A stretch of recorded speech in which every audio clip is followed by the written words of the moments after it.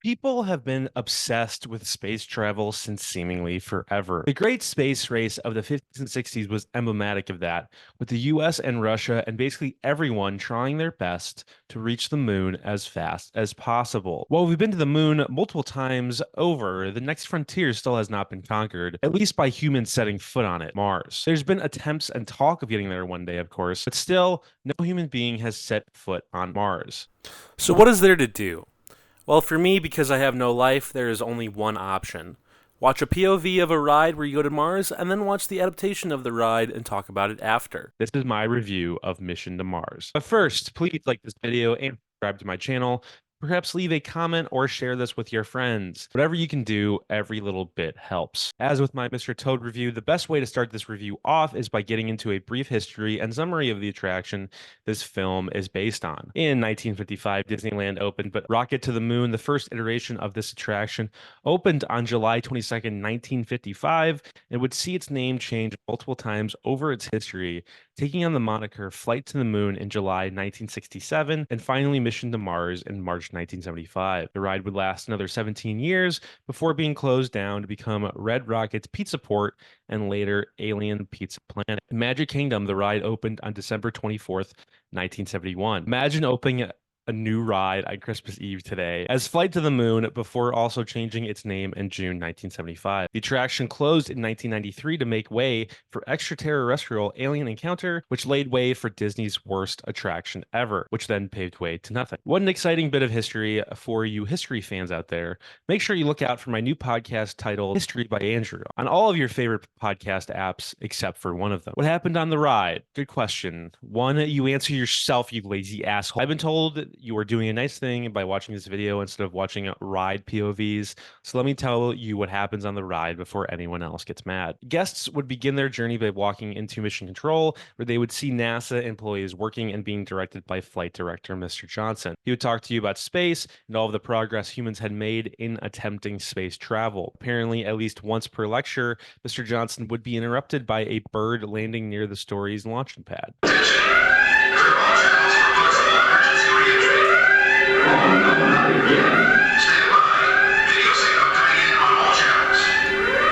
Just as I thought. Somehow, this silly bird trips the emergency system every time he comes in. The guests would then move into the theater, which essentially was the show's spacecraft where they would head out on their mission. The floor and ceiling both had huge screens that guests could watch their journey on, as well as a handful of side screens, and of course, the theater would vibrate. At some point, the spaceship would be damaged by a volcanic eruption on Mars, sending the guests back home with the narrator of the ride, Officer Collins, urging guests to come back as There's a lot more to see on Mars. honestly, it's a bit of a boring attraction and makes sense why Disney, in their 90s efforts to be cool and edgy, replaced it with extraterrestrial. But it's still quaint and charming with a lot of 70s era optimism about space and the future. So it's still an interesting touchstone and seemingly a cult classic. But the main question here is, why was this an attraction that was picked and turned into a Disney movie? Honestly, the similarities between the attraction and the movie appear to be more happenstance. Mission to Mars is a catchy name, and Disney wanted to make a space movie, so there you go. But is the film worth the Disney park comparison? How does it hold up? To find out, let's get into our rocket ship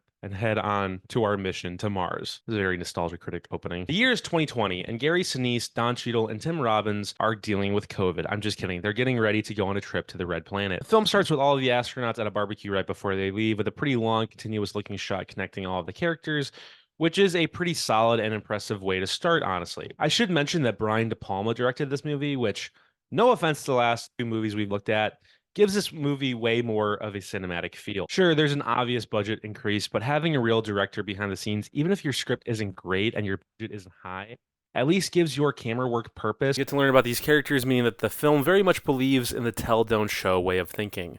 The dialogue, especially in the beginning, feels very much like the characters and other characters and need to extol the details of the plot in order to catch us up to speed. I mean, Jim deserves this too. All of his friends are here. It's my last night here. Baby, this man was left seat. Yeah. On Mars, too, technically, I outrank her, so for the first time in our marriage, she's gonna have to do everything I say. I love you, Deb. I love you too. I made a little noise, but putting the first footprints on Mars, that's for guys who wrote their PhD thesis on how to colonize it. But Maggie would have loved to see you two clowns just one more time. Nothing feels organic, and the dialogue isn't even that interesting. I'm not saying that a character being motivated by their dead wife is boring, except that I'm exactly saying that because it is. Full House did that. Don't repeat their mistakes.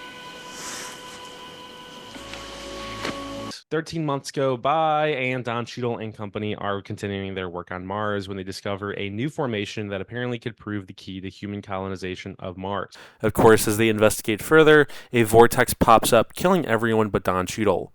Quick aside, before rewatching this movie, this was the only scene I really remembered from when I was younger. I think at some point when I was like 4 or 5 years old, I watched a little bit of this movie with my parents, got to this scary ass vortex scene and got so scared that we stopped watching, or I just blocked the rest of the movie out of my memory. It's funny, especially now, because it just kind of looks hokey today. Someone dies and Don Cheadle barely even reacts, and everyone is just making weird noises.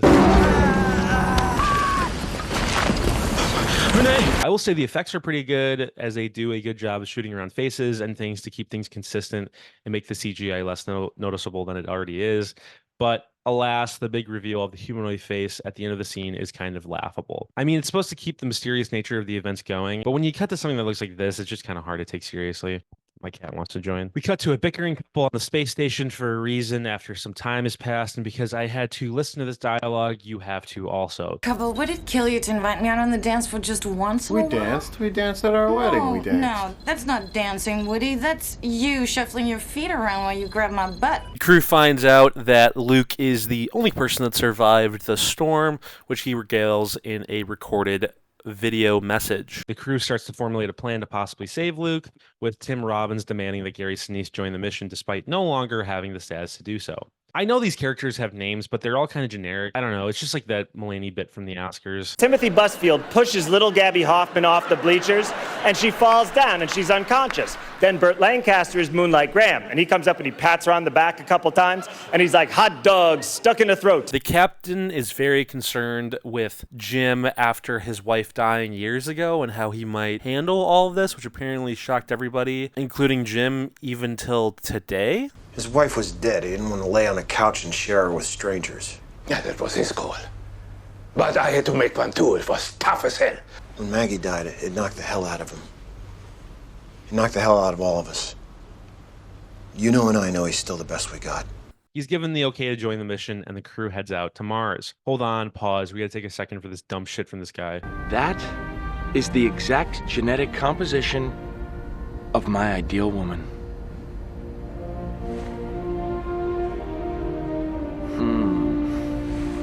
Hey. I will say, despite the very loose connection to the Disney parks as a whole, there is a nice scene that very much apes imagery from something like Horizons. So I'm just including it so not everything is lost in translation. Hi, buddy. Are you joining? This is Lance, everybody. He's a douche. This is just what I'm dealing with right now. After this scene, Gary Sinise decides to look at a photo of his dead wife and watch a video of their time together. I'm all for filling in characters' backstories and everything, but this movie really hammers the whole dead wife thing home. I don't know. It just starts to feel a little much when you have everybody talk about Maggie so much, and then you make the guy actually watch these videos. It feels like Michael Scarn. All you have to do is forgive me for murdering your wife.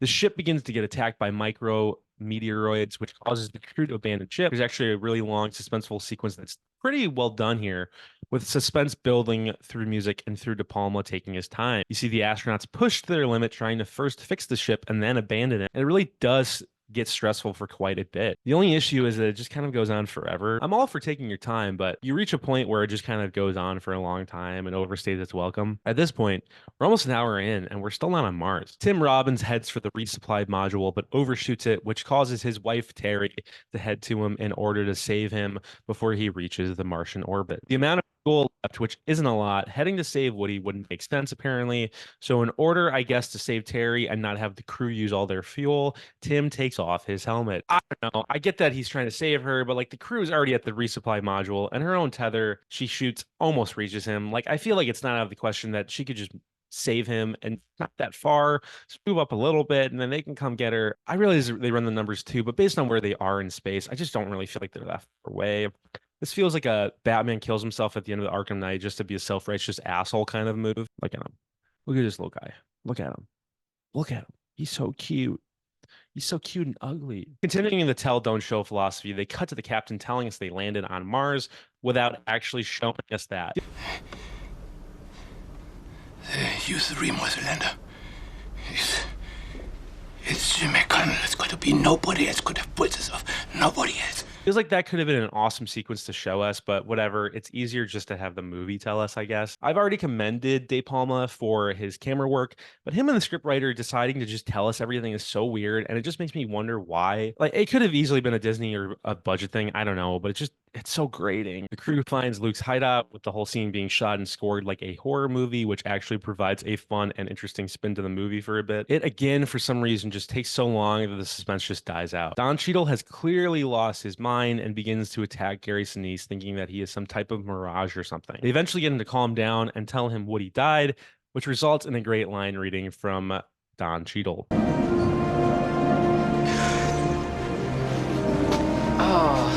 Something I have noticed in this movie is that getting on Mars feels very boilerplate. Neither crew have really had that Jurassic Park I'm on Mars type moment, and the movie has not really created that moment either. It makes us feel very procedural and textbook rather than fantastical, like it should feel. The crew discovered DNA that someone other than humans had left, which the crew realizes is a test to prove that they're human. I don't know, it starts to get a bit confusing and weird from this point on. Gary Sinise, Don Cheadle, and everyone pass the test, and they head to check out the formation from earlier. They enter what is essentially a white void and discover that there is indeed oxygen in said void. They end up meeting real Martians, which honestly is very reminiscent of Kingdom of the Crystal Skull to me, but whatever. I'm sure George and Steven didn't rip off Mission to Mars, but it is kind of funny to think that they did. Sinise and company discover the Martians have actually left, with one Martian staying behind and the rest heading out to look for places that could see life that one day would return to Mars' descendants. This discovery basically acts as a reason for the Big Bang occurring, which is kind of cool, if not a tad forced and confusing. There's really not too much buildup or setup revolving around this. Like, their mission was not to find out why the Big Bang happened or what caused life. And then all of a sudden we're supposed to be like, we're Martians? Whoa. Then Gary Sinise decides to follow the Martians home because he and his wife, of course, were the Martian men. Don Cheadle and Connie Nielsen say their goodbyes, and Gary heads up to the Martians' home, ending their mission to Mars. Something I want to include before this review concludes is the box office numbers and Rotten Tomato score. Here you go for anyone interested. Basically a critical and box office bomb. All in all, Mission to Mars is a visually stunning but thoroughly boring adaptation of a ride that is also pretty boring, so at least it got that part right. De Palma's camera is fantastic, the look of the film rocks, and the music is dope, but the performances are cold, the dialogue is clunky, and Mars isn't even that big a part of the film, with a very clunky ending to boot. It's definitely not 26% level bad, but it certainly does not balance all the ideas in a cohesive and unboring manner. Mission to Mars isn't the worst movie, but it's not anything to send a video message home about either. However, this is actually the first movie in the series that actually caused a whole attraction to change or a new attraction to be built.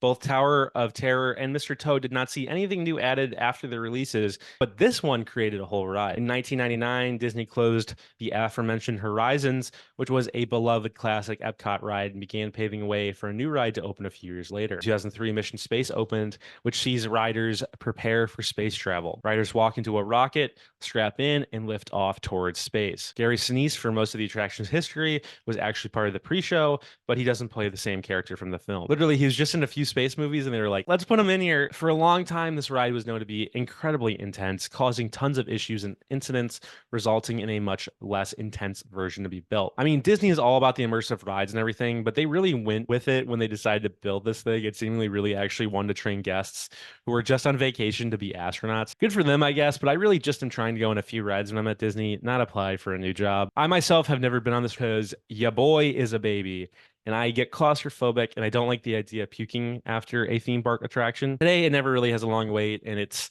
already over 20 years old, but it seems like it's going to stick around since they just opened Space 220 next to it, which is an awesomely themed space restaurant, and Epcot needs all the rides it can get. I also am always for keeping rides and just expanding in expansion pads or unused land, especially since Disney is so big and never seemingly wants to make use of it. So it staying is not the worst thing in the world. I just will never go on it. Just interesting that this is basically the first ride inspired by a movie, inspired by another ride. All right, as with the last video, I'll be ranking the movies in the series as we go along. Here is the current ranking after this video. The Force, authentic. Oh, I think we're taking a... All right, thanks for watching. See you in the next video. Bye-bye.